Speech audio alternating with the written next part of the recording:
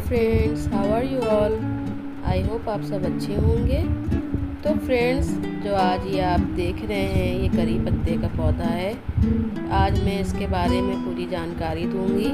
करी पत्ते का पौधा कैसे घना करना है, कैसे बुशी बनाना है, इसमें कौन कौन सी खाद देनी चाहिए और ये कैसे इतना लंबा और घना बनेगा, तो इसकी सारी जानकारी आज मैं इस वीडियो में आपको दूंगी। करी पत्ता एक बहुत ही यूज़फुल प्लांट है।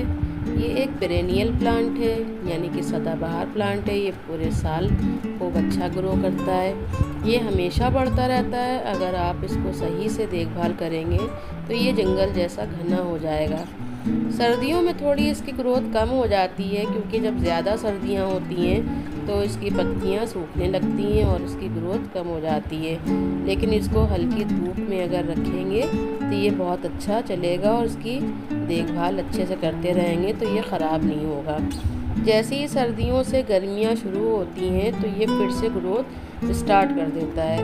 बहुत तेज़ धूप में इसको थोड़ा शेड में रखना चाहिए। जब ज़्यादा गर्मी होती है, मई जून की तपती हुई गर्मी होती है, तब इसको शेडी एरिया में रखना चाहिए। उससे इसकी पत्तियाँ जलती नहीं है। करी पत्ता एक सनलाइट लविंग प्लांट है। इसको थोड़ी थोड़ी सनलाइट की भी ज़रूरत होती है, इसलिए इसको आप अंदर भी नहीं रख सकते हैं कि जैसे अंधेरे में रख दें या अंदर घर के रख दें तो इसकी पत्तियाँ उससे भी सूख जाएंगी और ये ग्रोथ करना बंद कर देगा।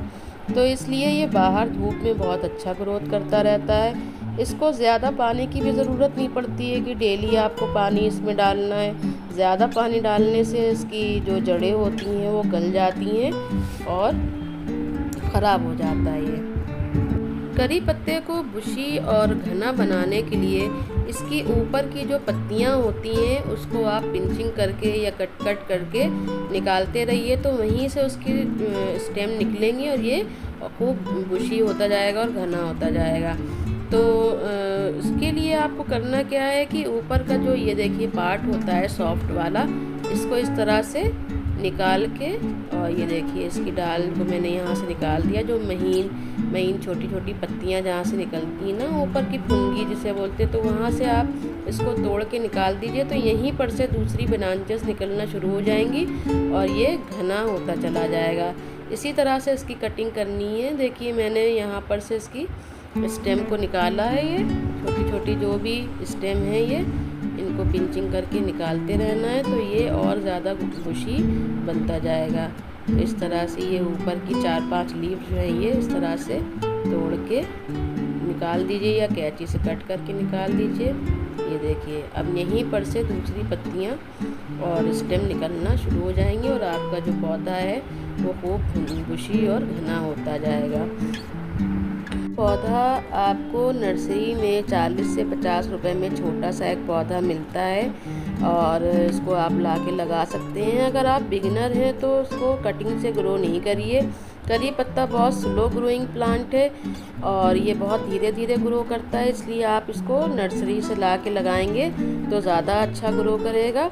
और इसको आप 8 से 10 इंच के मिट्टी के गमले में ही लगाइएगा, क्योंकि इसकी जो जड़ें होती हैं वो बहुत गहरी होती हैं और बहुत तेज़ी से फैलती हैं, इसलिए इसको मिट्टी के गमले में 8 से 10 इंच के पॉट में ही लगाइएगा, तो ये बहुत अच्छा जल्दी ग्रो करेगा।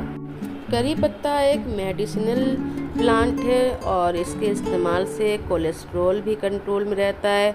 बहुत से लोगों को ये परेशानी रहती है कि करी पत्ते का पेड़ लंबा तो हो रहा है लेकिन घना नहीं हो रहा है, तो इसके लिए क्या करना चाहिए, करी पत्ते का जो पेड़ होता है उसकी आप कटिंग करते रहिए, हल्की हल्की प्रूनिंग करते रहिए और उसकी जो गमले की मिट्टी है उसको बार बार गुड़ाई करते रहिए और उसमें खाद बना के डालते रहिए, तो उससे इसकी जो पत्तियां हैं वो बहुत अच्छे हरे रंग की बनी रहेंगी और खूब घना और बुशी आपका प्लांट हो जाएगा। मैं इसमें लीफ कंपोस्ट बना के डालती रहती हूँ, तो इससे लीफ कंपोस्ट से इसकी बहुत अच्छा ग्रोथ करता है। कंपोस्ट में वर्मी कंपोस्ट और काऊ डंग कंपोस्ट भी डाल सकते हैं। इसकी मिट्टी भुरभुरी और वेल ड्रेन होनी चाहिए और इसके लिए मैं एक सीक्रेट फर्टिलाइज़र बता रही हूँ जो आप अपने पौधे में डालेंगे तो बहुत अच्छा ये बुशी हो जाएगा। तो करी पत्ते में आप अनियन पील और बनाना पील का जो लिक्विड फर्टिलाइज़र है वो आप बना के 15 दिन पे डालते रहिए। तो ये देखिए अनियन और जो गार्लिक के पील होते हैं, लहसुन और प्याज के छिलके, उसको आप रात में पानी में भिगो दीजिए, 1 बॉटल पानी में 1 लीटर में, और उसके बाद उसको छान कर किसी बाल्टी में उसका 2 गुना पानी यानी कि 2 से 3 लीटर पानी मिलाकर आप इसमें डालिए।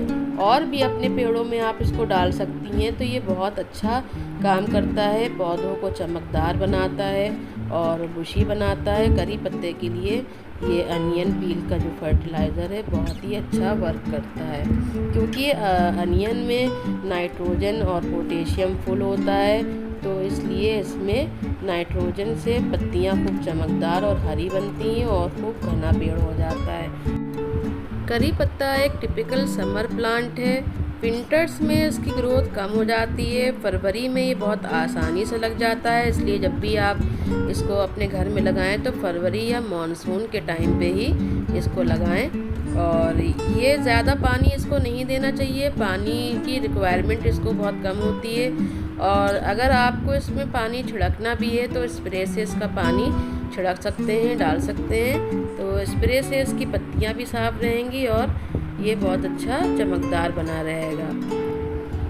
करी पत्ते का इस्तेमाल सबसे ज़्यादा साउथ इंडियन डिशेस में होता है। सांभर तो इसके तड़के के बिना अधूरा है। सांभर में और डोसे में बहुत ज़्यादा इसका इस्तेमाल किया जाता है तड़के में। लेकिन नॉर्थ इंडिया में भी इसका तड़का लगाने में, दालों में और सब्जियों में लगाने से इसका अलग ही स्वाद बढ़ जाता है।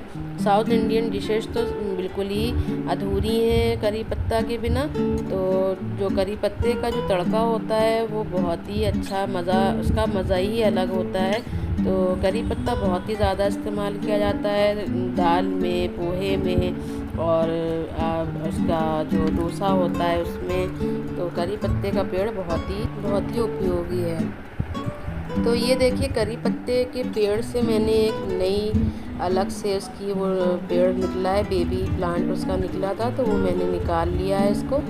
और अब मैं इसको अलग गमले में रिपॉट करूँगी।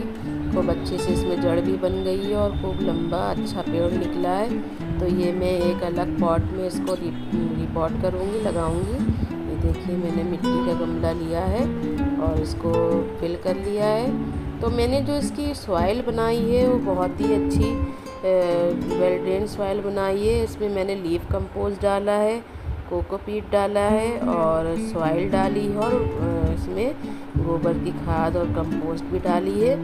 तो कंपोस्ट और लीफ कंपोस्ट की क्वांटिटी आप ज़्यादा रखिएगा। 40% आप लीफ कंपोस्ट लीजिए और 40% सॉइल लीजिए और 20% आप इसमें कोकोपीट लीजिए और इसमें आप लगाइए। पेड़ बहुत ही अच्छा बनेगा। और हर 15 दिन पे 20 दिन पे आप चाय पत्ती का कंपोस्ट, एग शेल का कंपोस्ट और अंडे का जो कंपोस्ट होता है, आप अंडे के छिलकों को धोकर उसको सुखा लीजिए और उसको पीस कर इसमें सॉइल में दबा दीजिए, तो वो भी बहुत अच्छा कंपोस्ट बन जाता है। तो करी पत्ता के पेड़ को लगाने के बाद इसमें हम अच्छे से वाटरिंग कर देंगे और 2 से 3 दिन तक इसको घर के अंदर ही रखना है छाया में, और बाहर नहीं रखना है धूप में, ताकि ये अच्छे से सेट हो जाए। 3 दिन तक आप घर के एटमॉस्फेयर में इसको रखिए और फिर उसको आप बाहर बालकनी में या अपने गार्डन में रखिए, हल्की धूप इस पे पड़ती रहे। और सर्दियों में आप इसमें ड्राई खाद ही दीजिए, ज़्यादा पानी वाली खाद नहीं दीजिएगा। जो ड्राई खाद हैं जैसे बनाना के छिलके को जो सुखा के मैंने बताया है कि उसको पीस के आप डाल सकते हैं, चाय पत्ती आप फ्रेश भी इसमें डाल सकते हैं। तो वो जो खाद होती है वो उसके को डॉर्मेसी में जाने से बचाएगी, इसको सूखने से बचाएगी और ये पेड़ सर्दियों में भी खूब घना और बुशी बना रहेगा।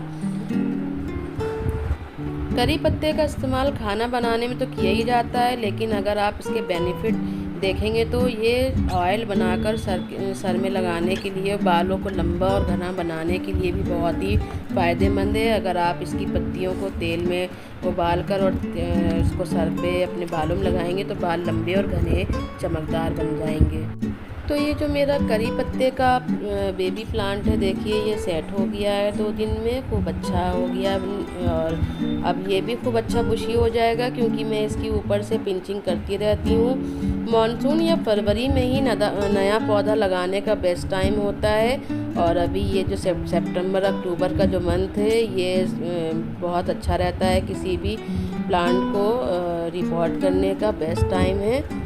और इसमें देखिए कितनी अच्छी मैंने इसकी सॉइल बनाई है कि ये पूरा अच्छे से पानी इसका ड्रेन हो जाता है, इसमें रुकता नहीं है। तो जो ये बेबी प्लांट है, ये इसको बहुत अच्छा मैंने लगा दिया है। और फरवरी या मानसून में इसकी हल्की प्रूनिंग करते रहना चाहिए। करी पत्ते की ब्रांचेस को घना और लंबा बनाने के लिए इसकी पत्तियों पर जब फूल बनने लगे तो उसको ऊपर से कट कर दीजिए। जहाँ से आप कट करेंगे वहीं से नई ब्रांचेस निकल आएंगी।